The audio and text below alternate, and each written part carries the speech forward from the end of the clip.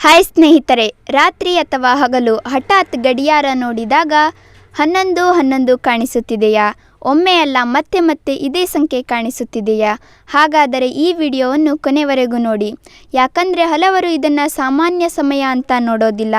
ಕೆಲವರು ಹೇಳ್ತಾರೆ 11 ಕಾಣಿಸುವುದು ಒಂದು ಸೂಚನೆ ಅಂತ. ಇನ್ನು ಕೆಲವರು ಹೇಳ್ತಾರೆ ಅದು ನಿಮ್ಮ ಯಶಸ್ಸಿನ ಸ್ಥಿತಿಗೆ ಸಂಬಂಧಿಸಿದೆ ಅಂತ.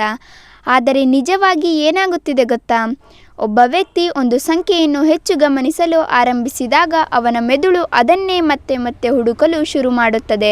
ಅದಕ್ಕೆ 11, 12, 10 ಇಂತಹ ಸಂಖ್ಯೆಗಳು ಹೆಚ್ಚು ಕಾಣಿಸುತ್ತಿರುವಂತೆ ಅನ್ನಿಸುತ್ತದೆ. ಆದರೆ ಇಲ್ಲಿ ಒಂದು ಆಸಕ್ತಿದಾಯಕ ವಿಷಯ ಇದೆ. ಬಹಳ ಜನರು ಹೇಳುವಂತೆ 11 ಕಾಣಿಸುವ ಸಮಯದಲ್ಲಿ ಅವರು ಹೆಚ್ಚು ಯೋಚಿಸಿರುತ್ತಾರೆ, ಅಥವಾ ಜೀವನದ ಬಗ್ಗೆ, ಕನಸುಗಳ ಬಗ್ಗೆ, ಅಥವಾ ಯಾರನ್ನಾದರೂ ನೆನಪಿಸಿಕೊಳ್ಳುತ್ತಿರುತ್ತಾರೆ. ಅದಕ್ಕೆ ಕೆಲವರಿಗೆ ಈ ಸಂಖ್ಯೆ ವಿಶೇಷ ಅನ್ನಿಸುತ್ತದೆ. ಸಾಮಾಜಿಕ ಜಾಲತಾಣಗಳಲ್ಲಿ ಕೂಡ 11 ಅನ್ನು ವಿಶ್ ಟೈಮ್ ಅಂತ ಹೇಳ್ತಾರೆ. ಆ ಸಮಯದಲ್ಲಿ ಮನಸ್ಸಿನಲ್ಲಿ ಯೋಚಿಸದದ್ದು ನಿಜವಾಗುತ್ತದೆ ಅಂತ ಕೆಲವರು ನಂಬುತ್ತಾರೆ. ಇದು ನಿಜಾನಾ ಅಥವಾ ನಮ್ಮ ಮನಸ್ಸಿನ ಆಟವಾ? ಇದಕ್ಕೆ ಸ್ಪಷ್ಟ ಉತ್ತರ ಯಾರ ಬಳಿಯೂ ಇಲ್ಲ.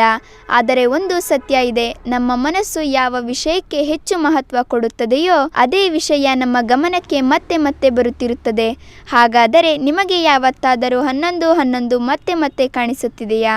ಇಂತಹ ಇನ್ನಷ್ಟು ವಿಡಿಯೋಗಳಿಗಾಗಿ ನಮ್ಮ ಚಾನಲನ್ನು ಈಗಲೇ ಸಬ್ಸ್ಕ್ರೈಬ್ ಮಾಡಿ.